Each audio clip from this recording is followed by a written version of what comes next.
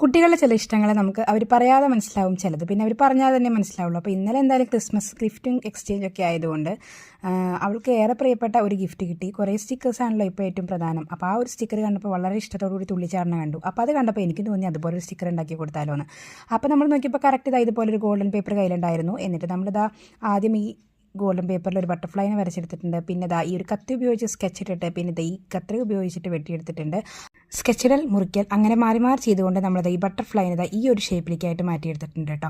ഞാൻ ആ കണ്ട ഒരു സ്റ്റിക്കറിൻ്റെ മോഡൽ ഏതാണ്ട് ഉണ്ടാക്കി നോക്കാനുള്ള പ്ലാനിലാണ് കേട്ടോ. അപ്പോൾ ഏതായാലും നമ്മുടെ ബട്ടർഫ്ലൈ ശരിയായിട്ടുണ്ട്. ഇനി അതിൻ്റെ ബേസായിട്ട് ഒരു പീസും കൂടി വേണം. അത് ഈ കാർഡ്ബോർഡ് പീസ് നമ്മളതൊന്ന് മുറിച്ചെടുത്തിട്ടുണ്ട്. ആ ഒരു സ്റ്റിക്കറിൻ്റെ ബേസ് എന്ന് പറയുന്നത് സിൽവർ കളറായിരുന്നു. നമ്മുടെ കയ്യിൽ അതുപോലത്തെ പേപ്പർ ഇല്ലാത്തതുകൊണ്ട് ഈ ഒരു കാർഡ്ബോർഡ് പേപ്പറിൽ ഇത് പച്ച തേച്ചിട്ട് നല്ല സാറ്റിസ്ഫാക്ഷൻ തരുന്ന രീതിയിൽ നമ്മുടെ ഗ്ലിറ്റേഴ്സ് ഇതിൻ്റെ മുകളിൽ വാരി വിതറുന്നുണ്ട്. ആഹാ, എന്ത് ഭംഗിയല്ലേ സിൽവർ കളർ ഇതുപോലെ വാരി വിതറാൻ.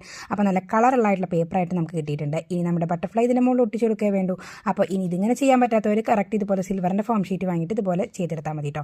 അപ്പോൾ ഈ ബട്ടർഫ്ലൈനെ നമ്മൾ സെൻറ്ററിലായിട്ട് ഇത് ഒട്ടിച്ചു കൊടുക്കുന്നുണ്ട്. ഏതാണ്ട് അതുപോലെയൊക്കെ ആയിട്ടുണ്ട് കേട്ടോ. പിന്നെ ഒരു കാര്യം നോക്കിയപ്പോഴാണ് ഈ ഗ്ലിറ്റർ ഇതാ കയ്യിൽ പോരുന്നുണ്ടായിരുന്നു. അതെന്തോ ഐറ്റം വെച്ചുണ്ടാക്കിയതാണല്ലോ, നമ്മുടെ കയ്യിൽ അതില്ലല്ലോ. അപ്പോൾ നമ്മൾ സെല്ലോ ടേപ്പ് വെച്ചിട്ട് ആ ഗ്ലിറ്റേഴ്സ് ഒന്ന് കവർ ചെയ്ത് കൊടുത്തിട്ടുണ്ട്. അപ്പോൾ കയ്യിൽ പോരുന്നുണ്ടായിരുന്നില്ല. ആ പ്രശ്നം സോൾവ് ചെയ്തു.